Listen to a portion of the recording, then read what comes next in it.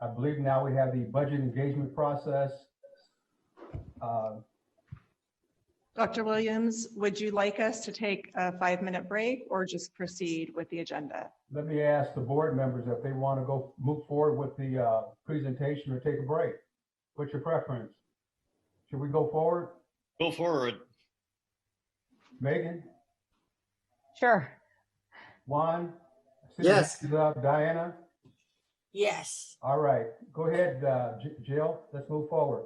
Thank you. So I have the pleasure of introducing you to another new team within a team. CBFO Yumi Takahashi will be sharing our plan relative to community engagement regarding the district budget. She has convened a cross-departmental team to facilitate this process, who you are going to hear from today. The year ahead will include many continuing and several new opportunities for engagement in our continuous improvement efforts. One of the new opportunities will be participation in a Superintendent's Advisory Committee. This committee was originally formed by the Board of Education to provide advisement during the superintendent search. As we prepare to make adjustments in our budget to address student needs, the Superintendent Advisory Committee represents a primary mechanism for engaging our stakeholders in this process. The team today is going to share with you and ask for your feedback and insights around the budget engagement process that has been designed for implementation beginning in the month of August. And I'll turn it over to Yumi and her team. We're very happy this morning to discuss our plan to engage the community around the budget. As many speakers alluded to, the budget should be an expression of our core values, our priorities, and our goals. And now in this very challenging time, it is more important than ever that we hear the voices from our community to inform our short-term and long-term range planning. So I'm very happy to introduce the team of Renee Arcus, Executive Director, Fiscal Services, Robert Tagorda, Executive Director, Equity Access, College and Career Readiness, and Lucy Salazar, Director, Organizational Equity and Engagement. So today, advance it, please.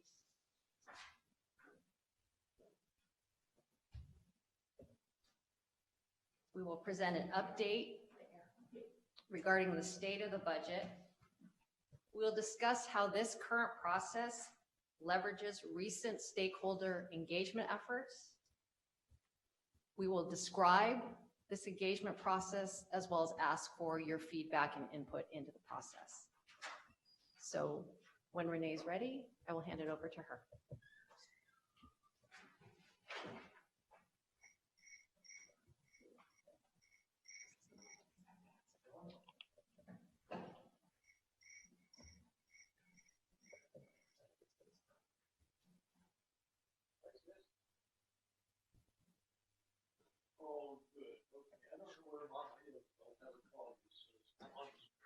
Okay, sweetie. There you bye.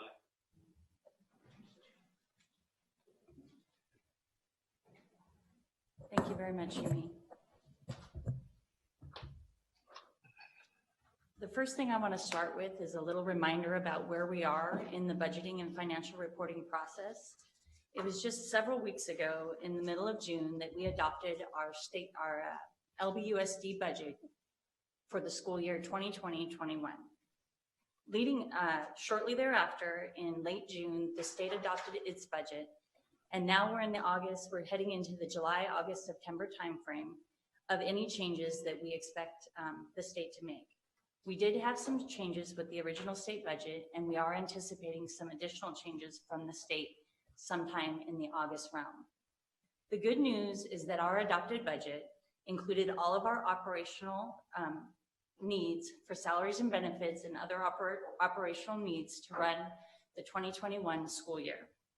This included items such as step and column, increased retirement costs, and anticipated increases in health and welfare. In other words, despite the bleak outlook from the May revise, Long Beach Unified was able to adopt a budget that encompassed everything we need for the 2021 school year. So the question is, what did the enacted state budget change for Long Beach Unified? There was a concerted effort by the state to keep our education funding intact. One of the main things that came out of this final state budget was that the proposed 10% reduction to LCFF that was proposed in the May revise did not materialize. State grants were restored, and we also received a break on retirement contributions. But at what cost? The cash deferrals for the state to the local education agencies were doubled. These deferrals will pose a greater challenge for the state and the local education agencies to survive this challenge. Let me tell you a little bit more about the impacts between the May revise and the enacted budget. As you can see from the slides on the screen, during the May revise, the state budget, we were going to lose about $6.5 billion for our LCF, our local control funding formula for the schools. They also had about $5.5 billion in cash deferrals. The trade-off for the enacted budget that we received was that we will receive our funding for LCFF without a 10% cut. However, the price that we'll pay is about 10 to 12 billion in cash deferrals. You may wonder what those cash deferrals mean to Long Beach Unified School District. What that means is about 25% of our funding that we receive from the state, or $140 to $160 million in cash, will not be received by Long Beach Unified in this year. It means that they will defer those cash payments out to the fiscal year 21-22. The good news is we have good reserve balances, and we anticipate being able to ride this storm of the cash deferrals for now. We look again to the August timeframe, as well as throughout the year, to try to figure out what other changes will be made to our budget and any cash deferrals. A bit of good news from the budget developed was the CARES Act's federal funding for K-12 education. As you can see from the slide, I've broken the federal funding of about $90 million for Long Beach Unified School District into 3 different pockets of money. The main reason for this divide is there are many different identified uses for the funds, as well as different expiration dates. Let's talk first about the coronavirus relief funds. They are the largest. We have about $62 million in these funds, and the identified uses will be student learning supports, extending instructional time, wraparound services, staff PPD, and student nutrition. However, as you can see from the expiration date, many of these funds will expire in December 30th of 2020, just a few short months from now. The other portion are the Governor's Emergency Education Relief Funds, or as we refer to them, the GEAR funds. We anticipate receiving about $5 million using the same identified uses. However, those have a longer date and won't expire till September 30th of 2022. Finally, there's one piece of the CARES Act funding, the Elementary and Secondary School Emergency Relief Funds, or the ESSER funds. We knew a little bit about these at the time of our budget adoption, so we were able to include about 20 million of the 23 million in our adopted budget. These funds are going to be used for personal protective equipment, educational technology, mental health and service supports, supplemental academic supports, retaining employees, and many other things. The great news behind these funds is they will be able for us to use them through September 30th of 2022. We will be monitoring these funds, again, hoping for a different outlook, maybe an increased expiration date to utilize these funds to best support our students. What does this budget update mean for the road ahead? Right now, we're working on the start of school and the usage of the provided resources as described for our reopenings. We will be looking to best use the CARES Act funds in the best way possible to serve our students. In addition, our work will revolve around prioritizing the budget for the long term. We have sought and will continue to seek input from various members of the community, staff, parents, and students to bring a broader understanding of our budget, our budgeting strategies, and the myriad of uses for our budget. Next, Robert will start to fill us in on the processes that we will be having.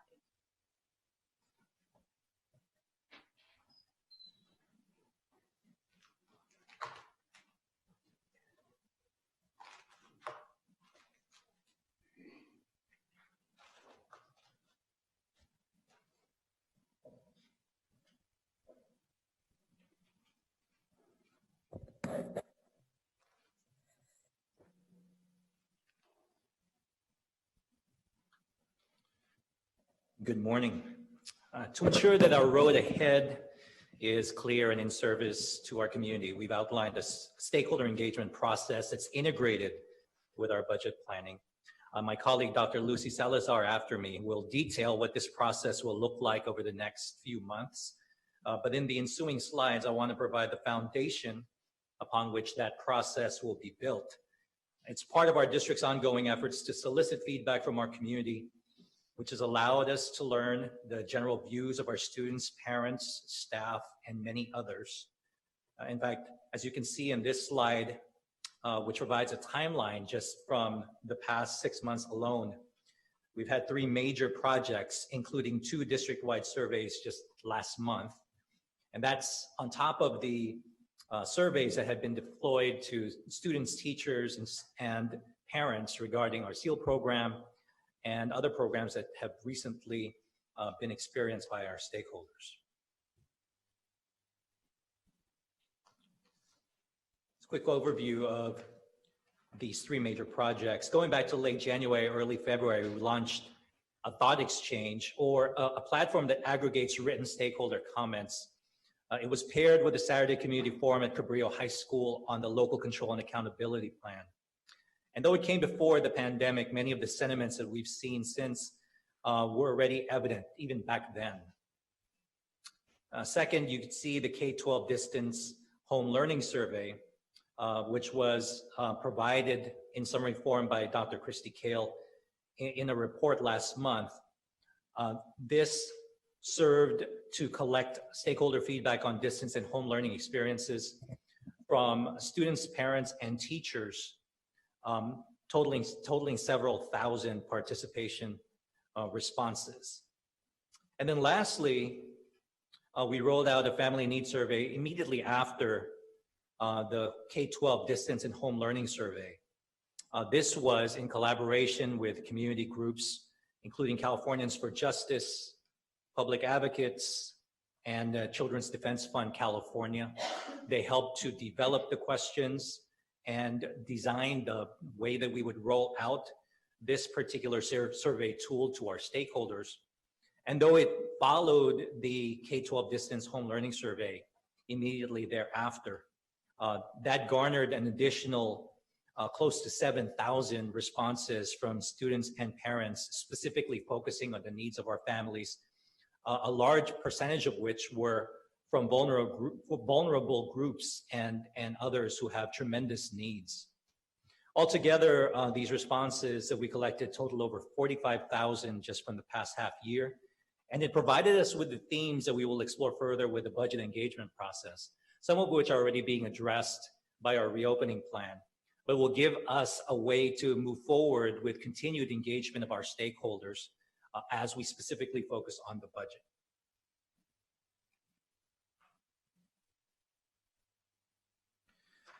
It will come as no surprise that the overarching theme of most of the concerns and needs of our stakeholders center around health and safety. That obviously was the animating factor for the opening remarks by Dr. Tiffany Brown.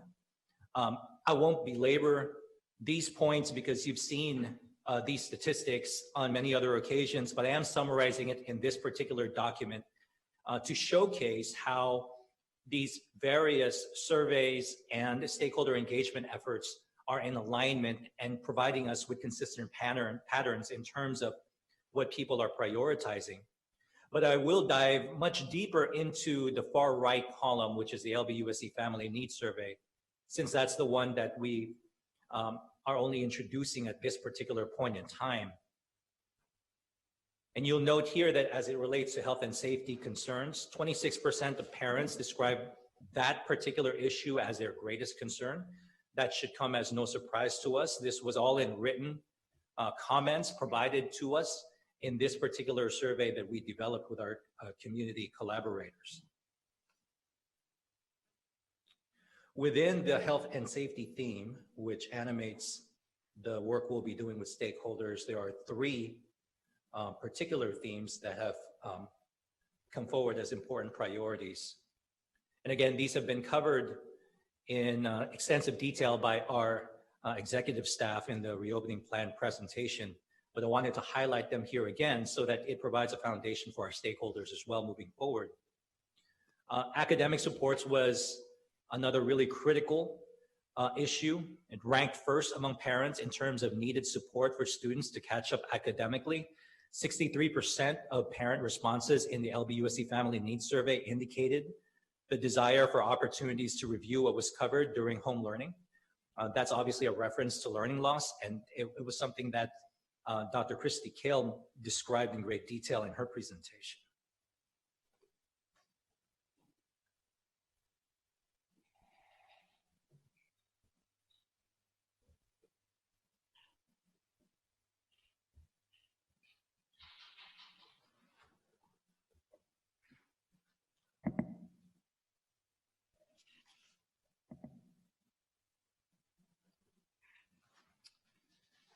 The second theme is social emotional learning. It matches quite a bit of the comments during public testimony, including those from Latinos for Action, and was addressed by Dr. Aaron Simon. In the LBUSD Family Needs Survey, 55% of parent responses indicated the desire for time during the day for wellness activities. We saw that fleshed out by the elementary model, which had social emotional learning, mindfulness, and movement, and a variety of different activities embedded within the schedule. That particular response was the top concern for parents as it relates to social emotional well-being.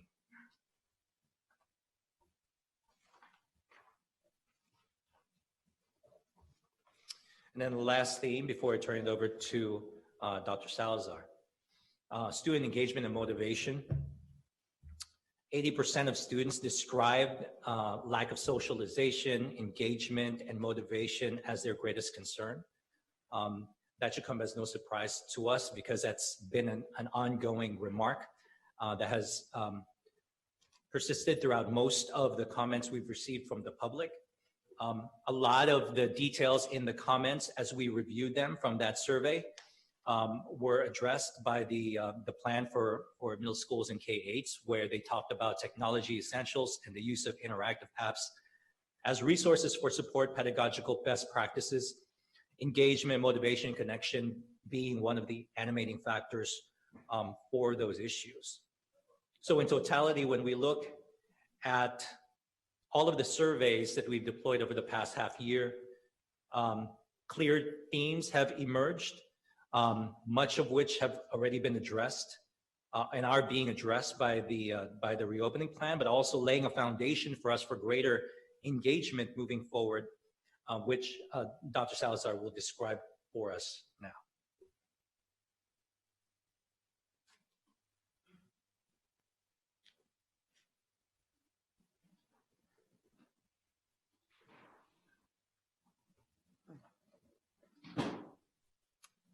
Good morning, almost afternoon. I welcome the opportunity to share with you our preliminary thinking around a budget engagement process, and we look forward to the questions and the feedback. Our goal in developing this process is that it will yield us two desired outcomes. One will be to inform short-term goal planning as it relates to COVID, but it also will generate needed feedback for future strategic planning. In this visual, as you can see, you'll notice a framework that will cultivate, maintain, and grow collaborative partnerships with community groups and individuals alike. We're facing a challenging budget ahead, and now more than ever, we need to engage with as many stakeholders, casting a wide net across LBUSD for feedback. We intend to do so by leveraging the existing or foundational feedback that Robert just shared, but also calling upon our existing partnerships and thought partners and groups as a means to gather necessary input on priorities for now and for later. In this visual, you'll see that we'll be able to hear from individual stakeholders with the use of a thought exchange, which is a survey platform that is pretty familiar to most of our LBUSD community. We've used it on 2 occasions.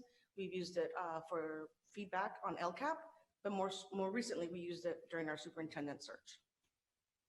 Another engagement opportunity will be to engage with stakeholders, groups of stakeholders, and we'll hold virtual community forums in general, and more specifically, we'll hold virtual sessions with our community and district stakeholder groups. And lastly, you'll see in the center that we'll activate a superintendent's advisory committee, and we will be working with this group who is aimed to assist and collaborate in the analysis of feedback and formulate recommendations for board consideration. Okay, yeah, that worked. So based on recent stakeholder engagement efforts and the themes that were shared just a little ago, we want to remain curious about the concerns and the feedback that has been provided to us and ask in each engagement opportunity the following guiding questions. So what do you feel is the most effective way to provide academic supports for students? What do you feel is the most effective way of recouping learning loss? What do you feel is the most effective way to support social and emotional well-being of students? And what do you feel is the most effective way to support or increase student engagement and motivation? We want these questions to guide our engagement opportunities, and we will use them as we deploy the thought exchange survey to hear from individual stakeholders. We'll use them during our virtual sessions with community and with stakeholder groups. And each of our virtual community sessions and community forums with stakeholder groups will follow a similar process anchored in these questions.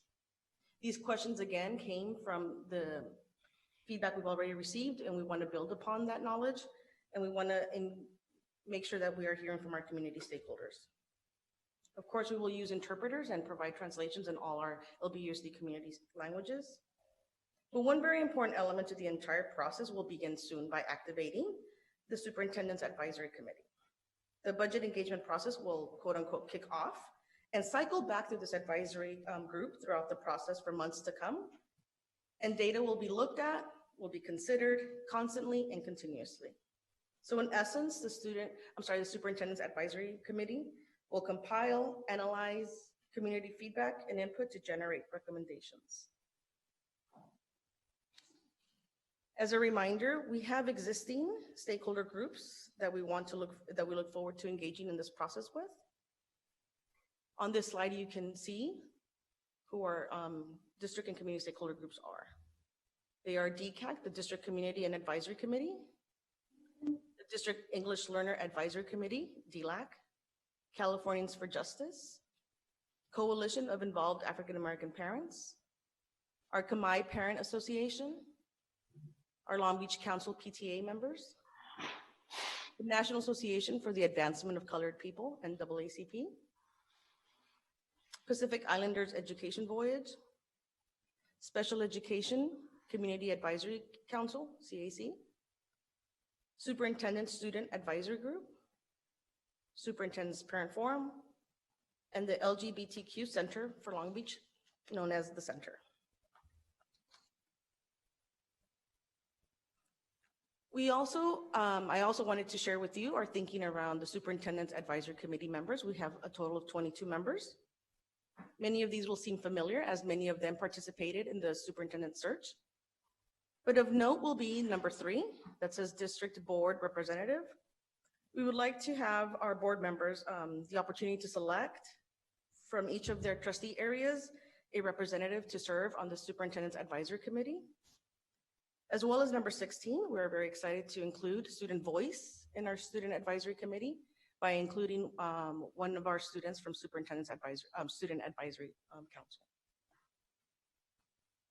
The other members, the other groups represented are number 1, the Association of Long Beach Education Managers, ALBUM, with 1 representative, the Assistance League with 1 representative, board district representatives, as I mentioned earlier, 1 from each trustee area, California Conference for Equity and Justice, DCEJ, Cal State Long Beach, Californians for Justice, Classified School Employees Association, CSEA, Coalition of Involved African American Parents, again, DCAC, District Community Advisory Committee,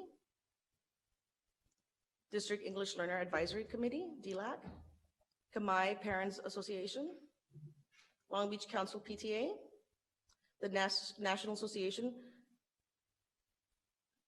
for the Advancement of Colored People, NAACP, Pacific Islander Education, Special Education Community Advisory Committee, Superintendents Student Advisory Group, Teachers Association of Long Beach, and the LGBTQ Center, Long Beach, known as the Center.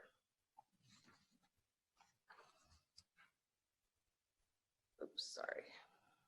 Oh, okay. Next, I'd like to share with you a proposed timeline for our engagement opportunities.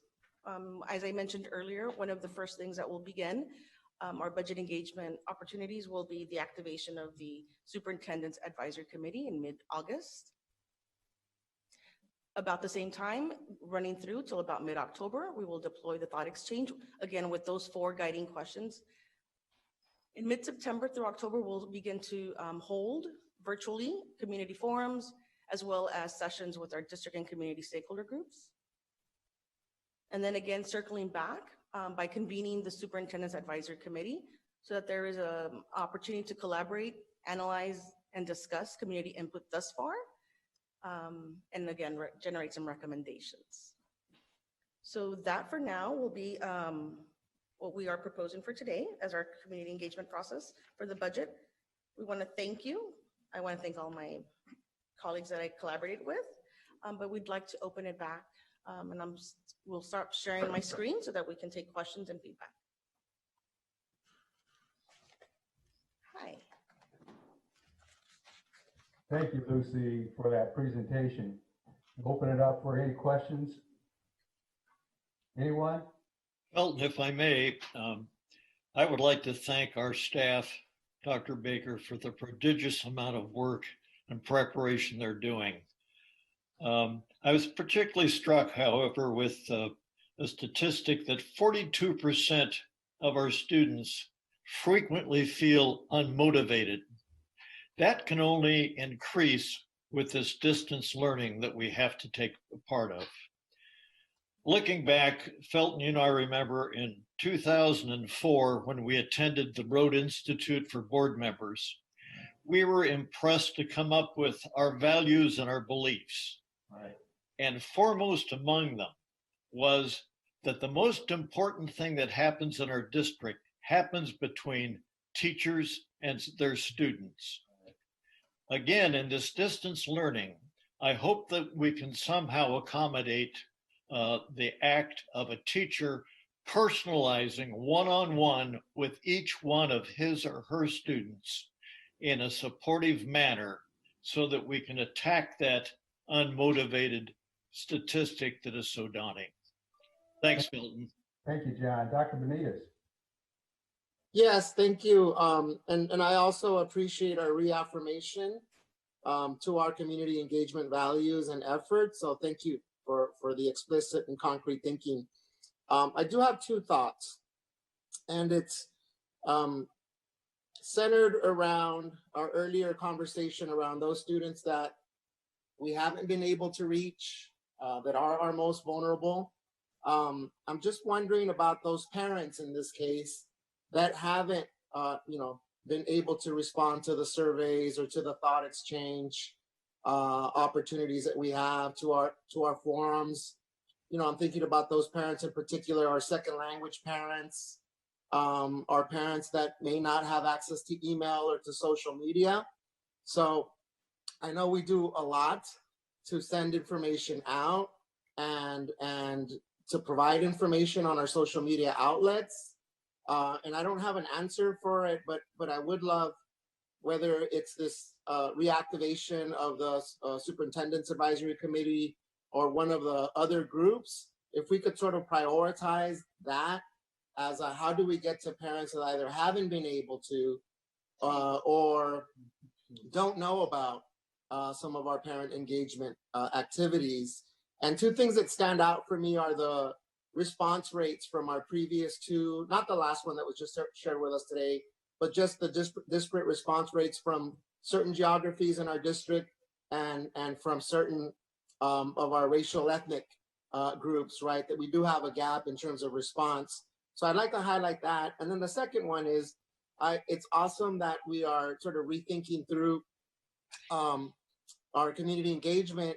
Another idea that I would love for our staff to consider is oftentimes when we have student reps in adult sort of led groups or adult majority groups, it's difficult, for students to sort of navigate that terrain, particularly if they're one of two or one of one students. I'd love for our district to explore maybe having a separate student comprised group that again could provide an additional entry point either to the other groups or directly to our superintendent. I know I've heard from students in my district, they're also looking for ways to be involved in guiding and making recommendations to our decision making. So I would propose a student led group and not mutually exclusive of having student reps in the other spaces. But I think, again, it would provide us an additional entry point to lift up student voices, particularly those students from those communities and households that for one reason or another may not have the ability to participate in the other formal spaces that we have. Thank you. Megan? Megan? Yes, thank you to staff. I'm so grateful for the work that you're doing, and to piggyback off what Dr. Benitez was saying. Oh, my dogs are here. My apologies. If someone else would like to go, I will be right back. Okay. Diana? Yes, I have a couple of quick questions. One, do we have a dollar amount on what we have spent so far for devices sent home to kids who otherwise didn't have a device to work with? That's my first question. And then my second question regarding the budget is the $5 million in the governor's emergency education and relief, is that part of the 5.3 billion that he mentioned last Friday in his address to the state? Okay, the answer to the first question regarding the devices, we've Yes. actually ordered an additional 7,000 devices coming into the new year. I don't have an approximate value on that one yet, but we are prepared and we're waiting on those devices to arrive for the new school year. Yes, the $5 million was part of the 5.4 billion that the governor included and talked about just recently. Thank you.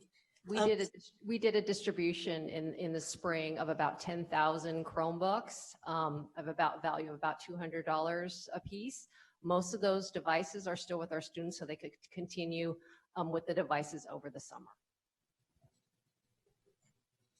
All right, Megan, are you ready to go? Megan? I am. My apologies for my super loud dogs.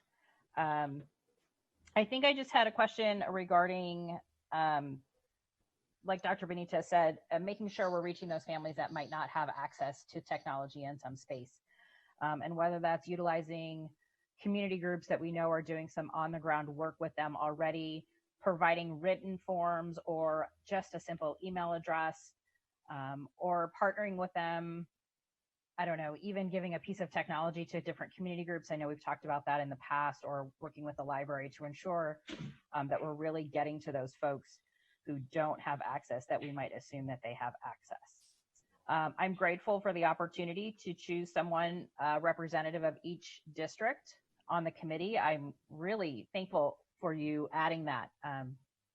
And so if there's guidelines that you want us to follow, please make sure you get those to us, because I'm sure by the end of today, some of us will have some text messages of volunteers, but we want to make sure that we pick someone really robust for that conversation. And I know we're doing a lot of work around equity and Black lives, and wondering if we would consider, and there is some overlap in our parent group and our Black Lives Matter Long Beach community and our CAP. Some of those parents operate within all of those circles. But as we're uplifting Black voices, especially to consider adding a Black Lives Matter representative on that superintendent group, so that we're making sure that we're continuing to do that work. So I would ask for that consideration as well. Renee spoke to the short-term goals, and I know one of the things that has changed since the May revise, since the governor's budget, as they worked to do that, was that the LCAP originally was postponed until December for us to do work with and engagement with. And if my understanding is correct, that has since morphed in June-ish to have the same acronym, but it's called, I think it's the Learning Continuity and Attendance Plan, and looking at ways that we're using CARES dollars to really impact that particular piece of making sure kids are attending, but also looking at the learning loss and learning continuity. I'm not sure what the recommendations were. I know the framework from the state is supposed to come out sometime in August, and wondering if we have any more information on what that would look like, and the necessary engagement we would need to do with the public for that piece. Or is that something that we'll hear more about on August 5th?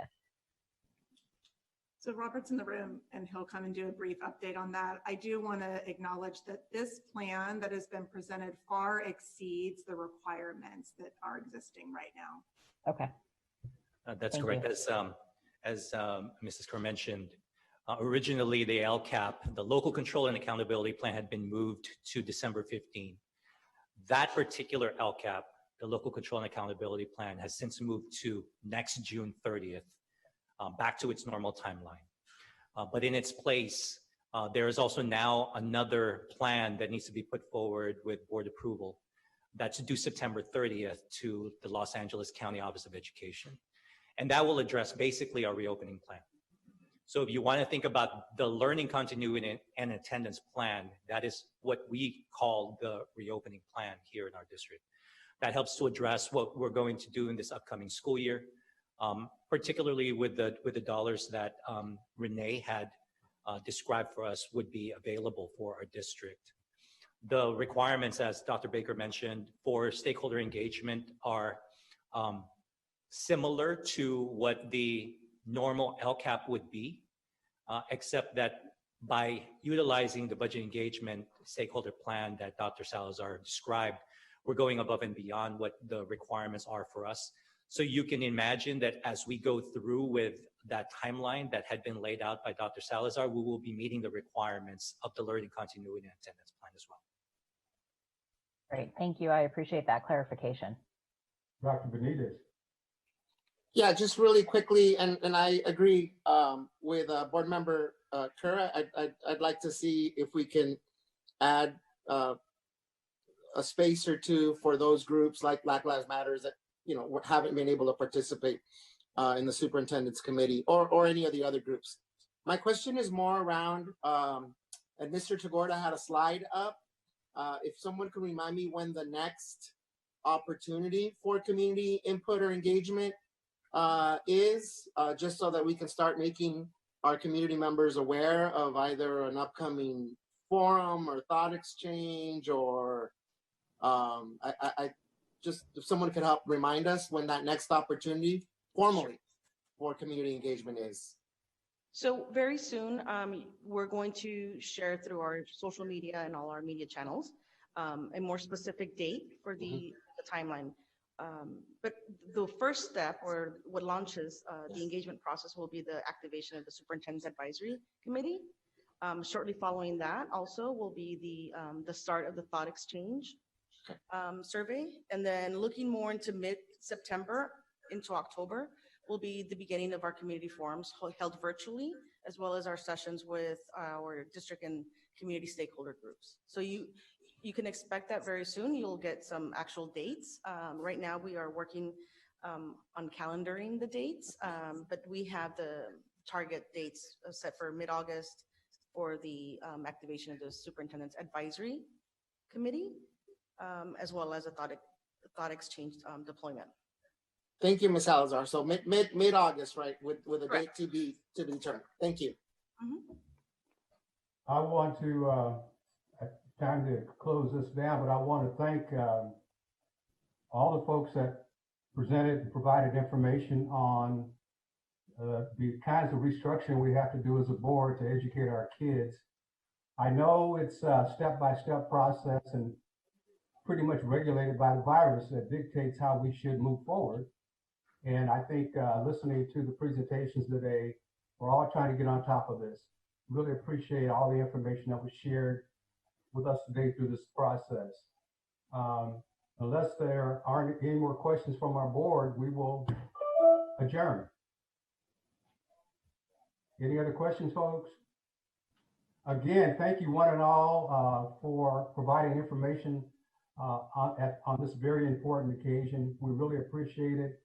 And looking forward, we know that you'll continue to do the kind of work that's necessary to make sure that our students get the best education they can get. Thank you one and all. We'll see you this afternoon.